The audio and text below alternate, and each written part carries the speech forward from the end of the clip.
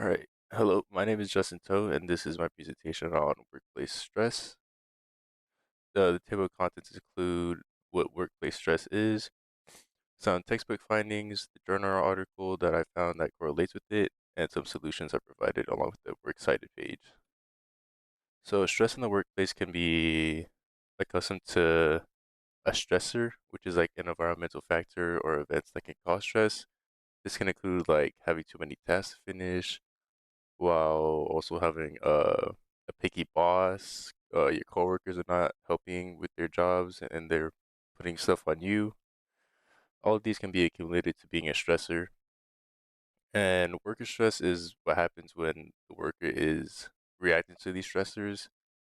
So it's a physical mental reaction that happens because of these events that they may perceive as threatening or taxing on them. And why it happens is it's a biological thing. Stress can always happen.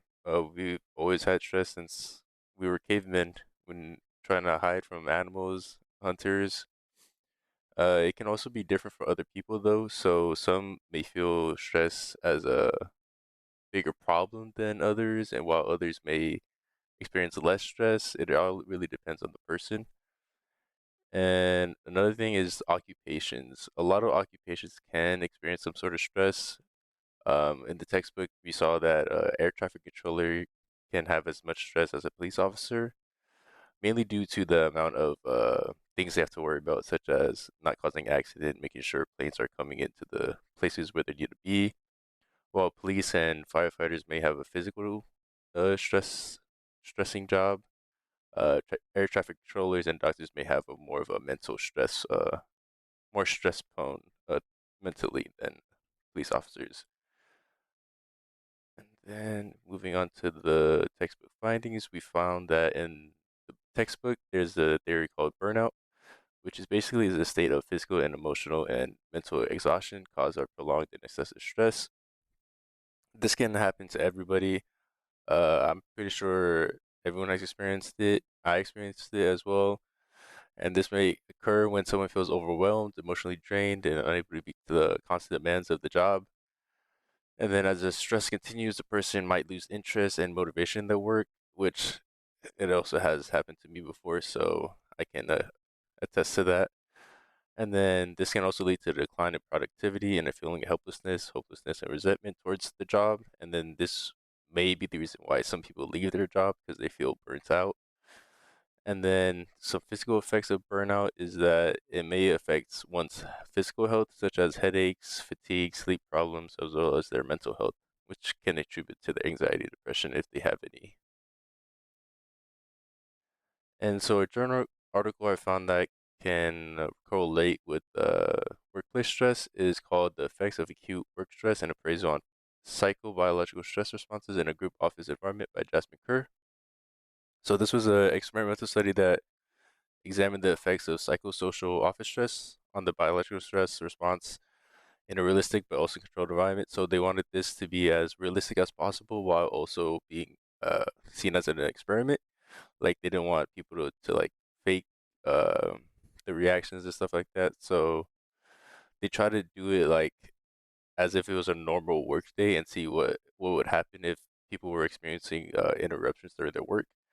So as we see with the independent variable, one group had a series of work interruptions while the dependent variable had no work interruptions. So like a pretty smooth work day for them, and then one had a lot of ups and downs.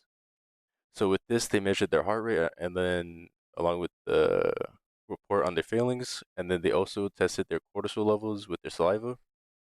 And from the findings of that article, they found that those who experienced more work interruptions had higher cortisol levels, but viewed the stress test as less taxing. So when they did the report, they felt that it wasn't as stressful as they had hoped, but the cortisol level showed otherwise.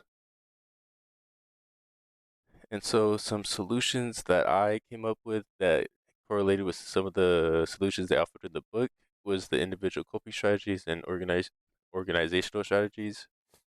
So coping strategies for individuals if it's applicable to them, because different coping strategies may be difficult for others if they have not used it before.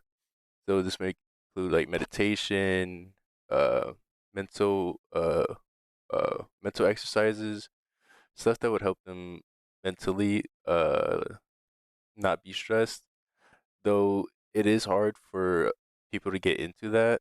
So if that doesn't help for them, we have the organizational strategies, which the org they work for would help those who feel burnt out or stressed be less stressed. So, like taking time off, uh, taking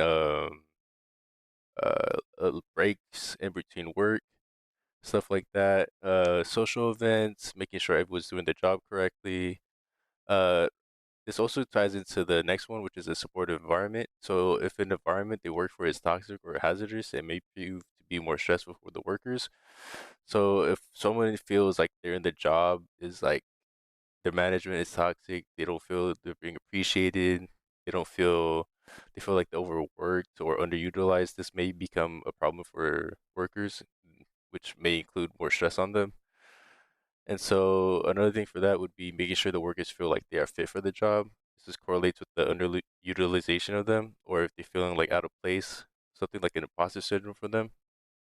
If the workers feel like they're not adequate at their job, then they may feel more stress and may want to look for jobs otherwhere or elsewhere because they just feel like they're not fit for the job. So making sure that workers feel like they're fit for the job is something that can help alleviate some stress for them. And then something else that the book talked about, the book talked about was